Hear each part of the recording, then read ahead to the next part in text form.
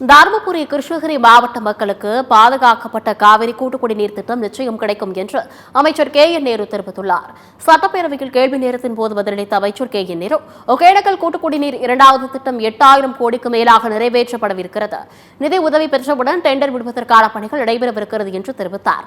கிருஷ்ணகிரி தருமபுரி மாவட்டத்தில் ஏற்கனவே வழங்கப்பட்டு வந்த நீரை கூடுதலாக நகராட்சியில் 135 லிட்டரும், பேரூராட்சியில் 80 லிட்டரும், ஊராட்சியில் 50 லிட்டரும் முழுமையாக தண்ணீர் கிடைக்கும்.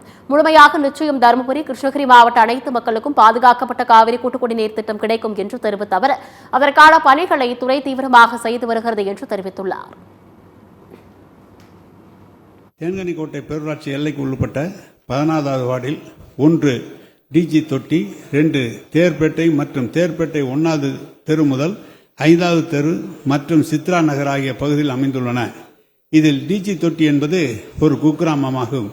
இக்கிராமத்தில் கட்டப்பட்டுள்ள 30,000 லிட்டர் கொள்ளளவு கொண்ட மேல்நிலை நீர்த்தேக்க தொட்டியில் கசிவுகள் ஏற்பட்டு இருந்தன. இதனை 2021-22 ஆண்டு 15வது நிதிக்குழு நிபந்தனையுடன் கூடிய மானிய திட்டத்தில் 6.55 லட்சம் மதிப்பீட்டில் பழுதுகள் நீக்கம் செய்து தற்போது இம்மேல்நிலை நீர்த்தேக்க தொட்டி நல்ல முறையில் பராமரிக்கப்பட்டு வருகிறது. டிஜி தொட்டி பகுதியில் 250 குடியிருப்புகள் உள்ளன.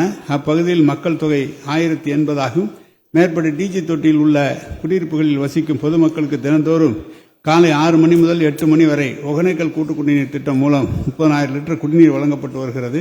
இதில் காலை 8 மணிக்கு மேல் இதே மேல்நிலை நீர்த்தேக்க தொட்டியில் பேரூராட்சிக்கு சொந்தமான தேர்பேட்டை சாலையில் உள்ள ஆழ்துறை கிணற்றிலிருந்து குடிநீர் ஏற்றி மாலை 3 மணி முதல் 7 மணி வரை 50,000 லிட்டர் குடிநீர் விநியோகப்பட்டு வருகிறது.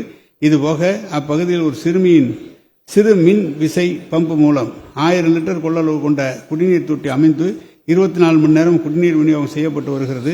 தற்போது டிஜி தொட்டி பகுதியில் வசிக்கும் பொதுமக்களுக்கு கூட்டு குடிநீர் திட்டம் மூலமாகவும் உள்ளூர் ஆதாரங்களின் மூலமாகவும் 80,000 லிட்டர் அளவுக்கு தினந்தோறும் சீரான குடிநீர் வழங்கப்பட்டு வருகிறது.